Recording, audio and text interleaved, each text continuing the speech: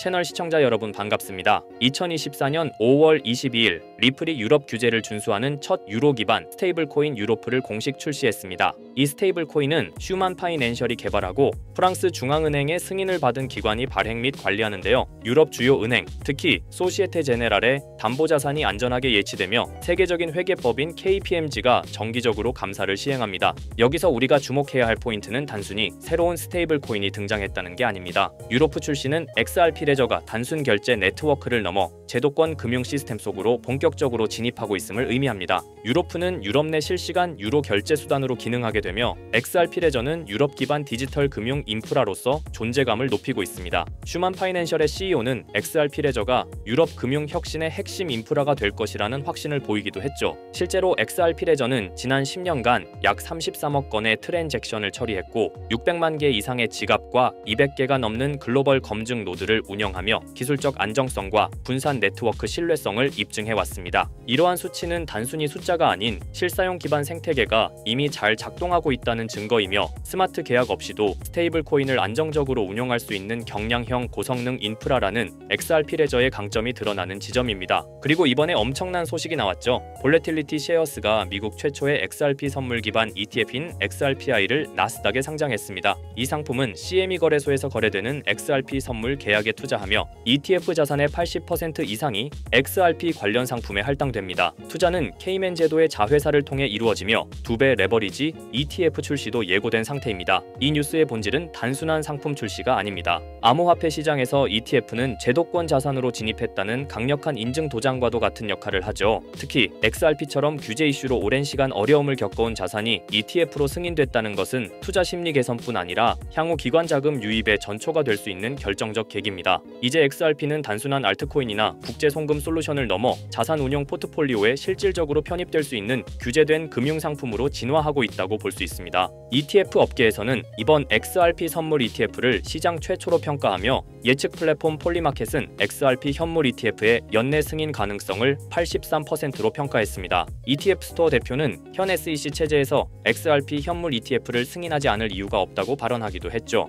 이는 XRP의 제도권 편입 가능성이 점점 현실화되고 있음을 보여줍니다. 하지만 XRP의 제도권 진입이 순탄하기만 한 것은 아닙니다. 미국 SEC와 리플 간 오랜 법적 공방이 새로운 전개를 맞이했죠. 최근 토레스 판사는 양측이 제출한 합의안을 절차적 이유로 기각했는데요. 기존 판결은 벌금 1억 2,500만 달러와 XRP 판매 금지 명령이었고 양측은 벌금을 5천만 달러로 낮추고 금지 명령을 철회하는 조건으로 합의를 시도했습니다. 하지만 법원은 형식적 요건이 충족되지 않았다고 판단해 이를 받아들이지 않았고 결국 기존 판결이 당분간 유지되는 상황입니다. 일부에서는 이 판결이 번복될 수도 있다는 말도 안 되는 시나리오가 돌고 있습니다. 암호화폐 분석가 애슐리 프라스퍼는 두 가지 조건이 충족되면 가능하다고 말했는데요. 첫째는 XRP가 미국 안보와 금융 전략상 필수 자산이라는 극비 정보가 법원에 제출되는 경우, 둘째는 재무부나 법무부 등 연방기관이 직접 개입해 법원에 공식 조언서를 제출하는 경우입니다. 하지만 이 두 가지 모두 현실적으로는 매우 드물고 가능성이 낮습니다. 결국 토레스 판사가 판결을 뒤집는 일은 거의 일어나기 어렵다고 보는 게 맞습니다. 토레스 판사는 이번 기각의 사유로 내용이 아닌 절차를 문제 삼았습니다. 이는 리플 측의 의도나 금액이 아닌 법적 문서의 형식과 제출 요건에서 문제가 발생했다는 뜻입니다.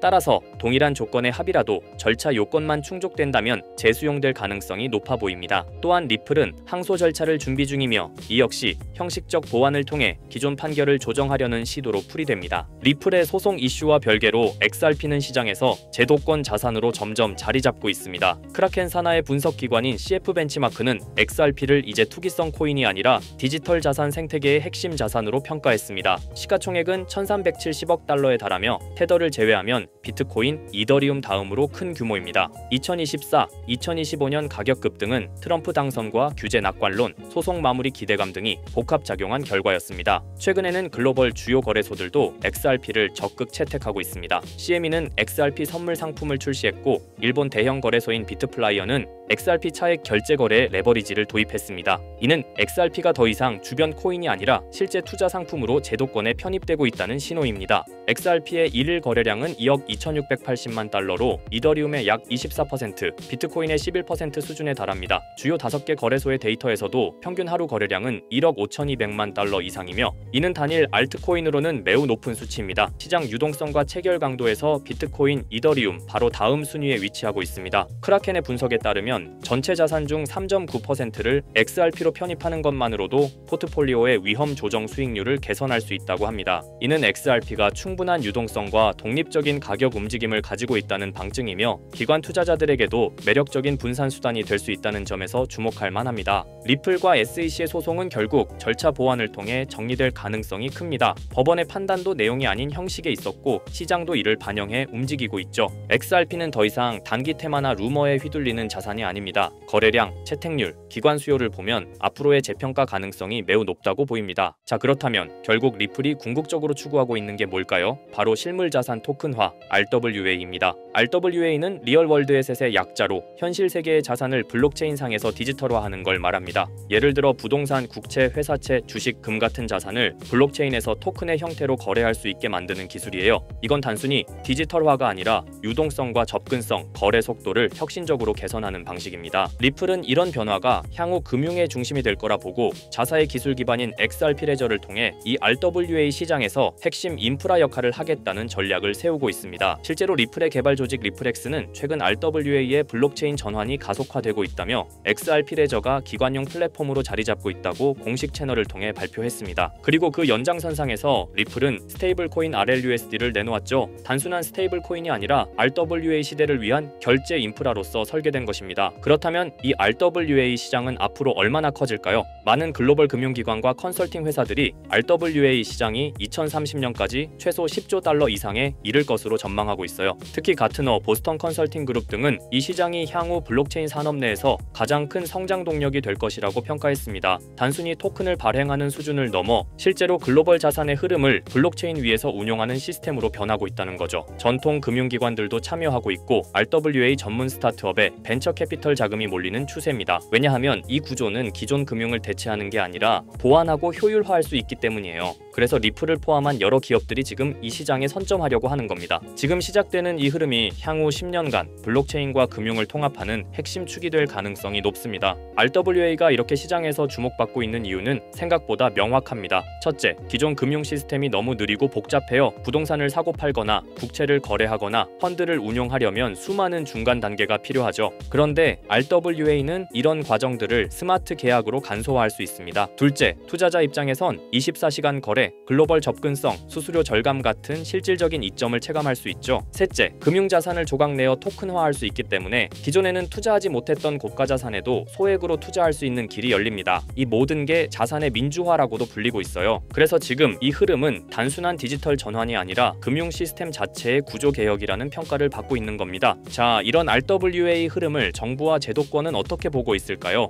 의외일 수 있지만 긍정적인 반응과 제도화 움직임이 꽤 활발합니다. 미국 SEC와 통화감독청 OCC는 RWA 자산의 회계 기준과 법적 정의를 정립 중이고 일부 국채는 이미 디지털 자산 형태로 유통되기 시작했어요. 싱가포르와 홍콩, 영국은 RWA 관련 샌드박스 프로그램을 통해 실험적 거래 환경을 지원하고 있고요. 특히 중요한 건 중앙은행들조차 이 시장을 탐색 중이라는 점입니다. CBDC와 RWA를 연계하는 테스트가 실제로 진행되고 있어요. 이는 곧 블록체인 기술이 법정화폐, 정부 자산, 공공채권까지 연결되는 구조로 진화하고 있다는 걸 뜻합니다. RWA는 단순히 민간의 시도에 그치지 않고 국가와 제도권이 인정하는 기술 인프라로 성장 중입니다. 이론만이 아니라 실제로 미국 국채가 블록체인에 올라간 사례도 있습니다. 바로 리플의 XRP 레저를 통해 진행된 건데요. 미국 재무부가 발행한 국채를 실물 자산으로 삼아 이를 토큰화한 구조가 구현된 겁니다. 이걸 통해 기관 투자자들은 XRP 레저 위에서 미국 국채를 보유, 거래, 유통할 수 있게 되었어요. 이건 굉장히 중요한 시사점을 줍니다. 왜냐하면 세계에서 가장 안정적인 자산으로 평가받는 미국 국채조차 블록체인 기반으로 옮겨졌다는 건 기술의 신뢰성과 법적 기반이 이미 어느 정도 충족되었다는 뜻이거든요. 리플은 XRP 레저를 통해 국채 같은 고신뢰 자산의 디지털 거래 인프라를 제공하면서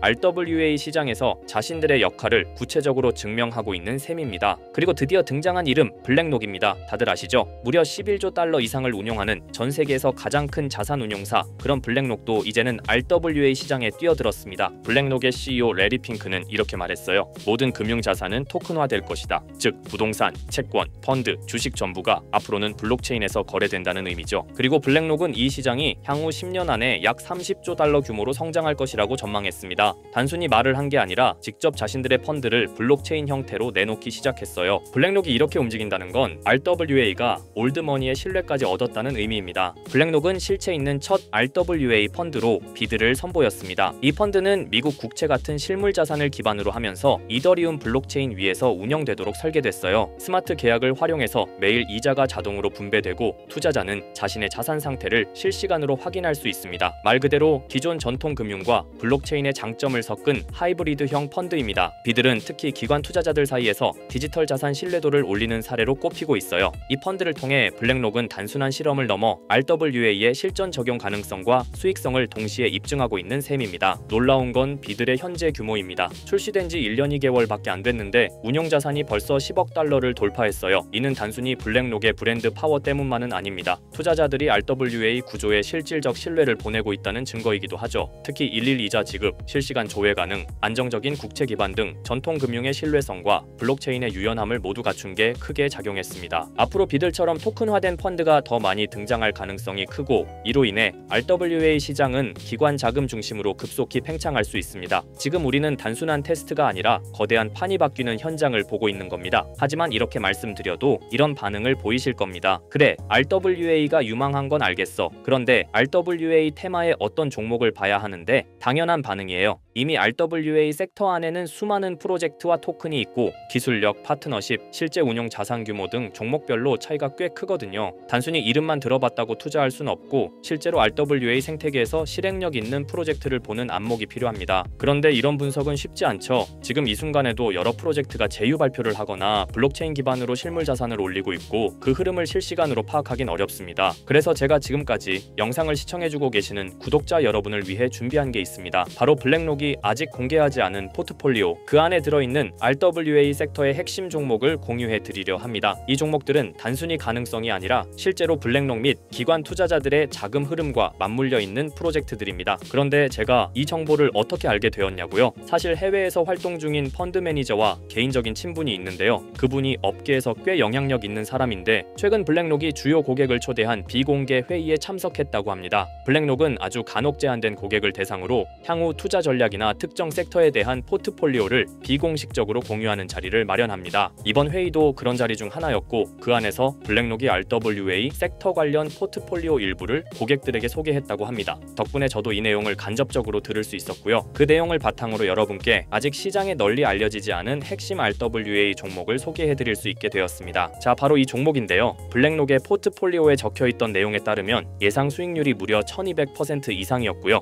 이 종목은 유럽계 은행과 실물 자산을 연결하는 토큰화 인프라를 제공하는 프로젝트입니다. 구체적으로는 부동산, 국채, 에너지 크레딧을 블록체인 기반으로 전환하는 기술을 가지고 있어요. 특히 지난해 스위스 정부와 파일럿 테스트 계약을 맺었다는 점에서 기관 신뢰도가 굉장히 높았습니다. 그리고 현재는 미국 내 RWA 법률 규정에 맞춰 토큰 발행 플랫폼을 구축 중이에요. 무엇보다 블랙록이 중장기 포트폴리오의 핵심 비중으로 담았다는 점, 이게 핵심입니다. 제가 해당 종목을 영상에서 바로 공개해드리고 싶지만 이걸 영상에서 공개해버리면 유튜브 가이드라인에 있는 자본시장법을 위반하기 때문에 코인 정보를 부득이하게 가려놓은 점 양해 부탁드립니다. 그래서 종목을 공유받고 싶으신 분들은 지금 화면 상단에 보이는 제 개인 번호 010-2374-4693 이 번호로 정보라고 문자 남겨주세요. 정보라고 문자 남겨주셔야 제가 제 채널 시청자분이신 걸 확인하고 종목을 공유해드리니까요. 꼭 정보라고 문자 남겨주세요. 당연히 종목 드리면서 어떠한 금전 요구도 드리지 않습니다. 여러분은 정보료라 생각하시고 구독과 좋아요만 눌러주셔도 제게 큰 힘이 됩니다. 블랙록은 이 종목의 예상 수익률을 1200% 이상으로 바라봤었는데 그래도 혹시 모르니 큰 욕심은 내지 말고 일상생활에 지장 없을 정도의 소액으로만 담아보자고요. 1000%만 상승해도 100만원으로 1000만원을 만들 수 있는 수익이에요. 만족 못하실 수익은 아니잖아요. 저는 항상 여러분들이 안전하게 투자하셔서 높은 수익을 보셨으면 하는 바람입니다. 문자 주신 분들은 앞으로도 제가 유망한 종목이 있으면 바로바로 공유해 드릴 거니까 천천히 꾸준하게 같이 수익 챙겨보자고요. 자, 오늘 제가 준비한 영상은 여기까지입니다.